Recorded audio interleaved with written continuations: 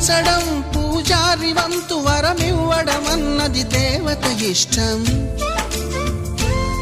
ప్రేమించడం ప్రేమికుడి వంతు కరుణించడం అన్నది ప్రేయసి ఇష్టం. ఎందువల్ల నిన్ను ప్రేమించిందో చిన్ని మనసుకే తెలియదుగా, నిన్ను మరవడం జరగదుగా. ఎందువల్ల నువ్వు కాదన్నావో ఎదురు ప్రశ్నలే వేయనుగా, ఎదురు చూపులే ఆపనుగా. ఏనాటికో ఒకనాటికి నీ ప్రేమ సాధిస్తా. నిన్ను చూడాలని ఉన్నా, నిన్ను చూడాలని ఉన్నా, నీ